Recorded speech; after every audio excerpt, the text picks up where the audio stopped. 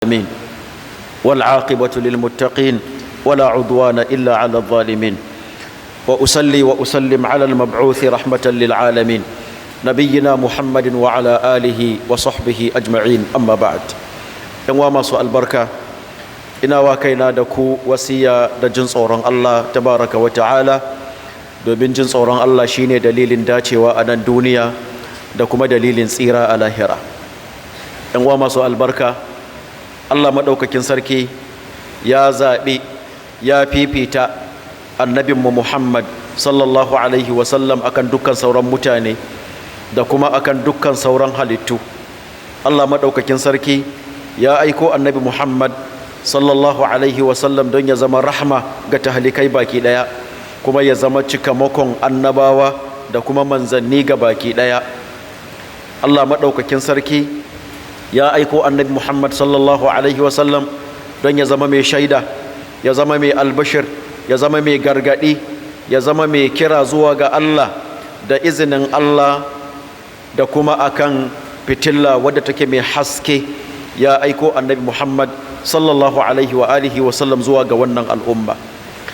Allah ya zaɓi annabi Muhammad sallallahu alaihi wa alihi wa sallam, ya ciro shi daga nasaba mafi kyautatuwa kuma daga wuri mafi tsarkaka, a kuma zamanin da ya fi kowane zamani, a wurin da ya fi kowane waje, kuma ya tsarkake annabi sallallahu alaihi wa alihi wa sallam da mafi kammala, mafi kyau, mafi falala na siffofi da kuma ɗabi'u.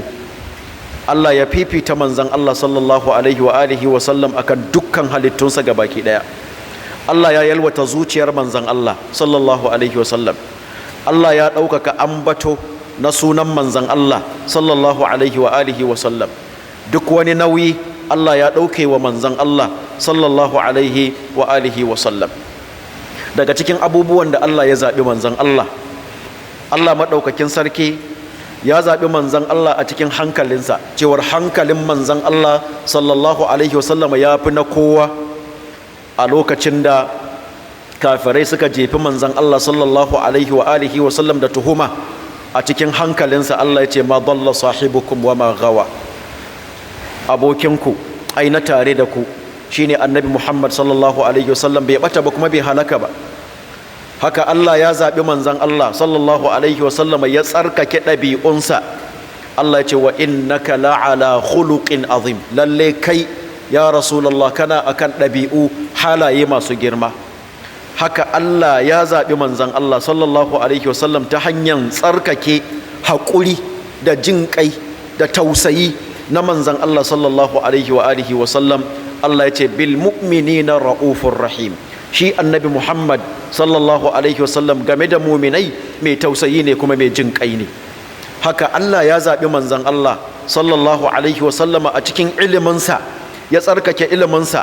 Allah ya ce allamahu shadidul quwa, ya sanar da shi, ai wanda ya zo yake ka masa wahayi yake ilmantar da shi shine mai tsananin ƙarfi, shine mala'ika Jibrilu alaihi salam. Haka Allah ya tsarkake manzan Allah sallallahu alaihi wasallam a cikin gaskiyansa. Allah ya ce wa ma yantiqu anil hawa, annabi Muhammadu baya magana akan son rai, baya shaci faɗi, in huwa illa wahayin yuha. Duk abin da ya fito daga bakinsa wahayi ne, saƙo ne da aka yi masa zuwa ga al'umma. Haka Allah ya zaɓi manzan Allah sallallahu alaihi wasallam, ya tsarkake ƙirjin manzan Allah sallallahu alaihi wasallam. Allah ya ce alam nashrah laka sadrak, ashe ba mu ne muka yalwata maka zuciyarka ba. Haka Allah ya zaɓi manzan Allah sallallahu alaihi wa alihi wasallam, ya tsarkake masa zuciya. Ya ce ma kadhabal fuadu ma ra'a, zuciyar manzan Allah bata ƙaryata abin da ta gani ba. Haka Allah ya zaɓi manzan Allah, ya tsarkake ambatonsa. Ya ce wa rafa'na laka zikrak, haka muka ɗaukaka ambatonka ya Rasulallah.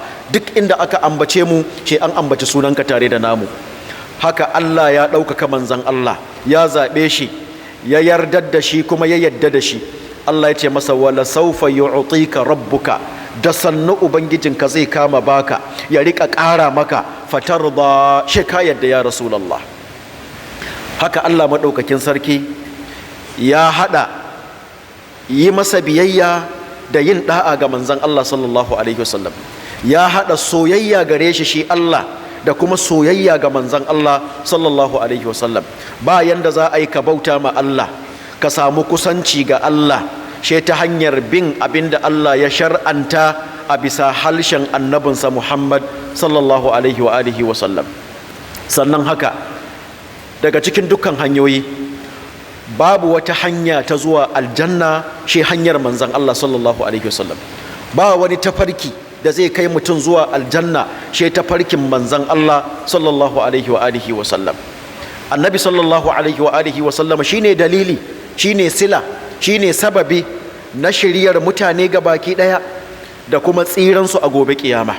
Kuma shi kadai ne ya mallaki abin da ake kira ash-shafa'atul kubra, ceto mafi girma, wanda shi kadai ne Allah yake ba wannan ceton ranar tashin alkiyama, ranan da mutum yake gudu ya bar dan uwansa, mutum ya gudu ya bar mahaifiyarsa, ya bar babansa, ya gudu ya bar matarsa, ya bar ƴaƴansa, saboda sha'anin kowa ya ishe shi a wannan rana.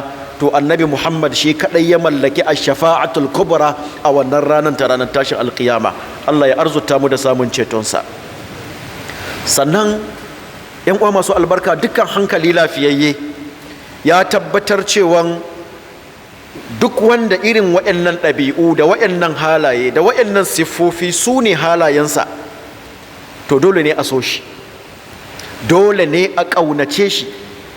Kuma annabinmu Muhammad sallallahu alaihi wa alihi wa sallama ya tattara duk waɗannan ɗabi'un da muka ambata, ya tattara duk waɗannan siffofin da muka ambata.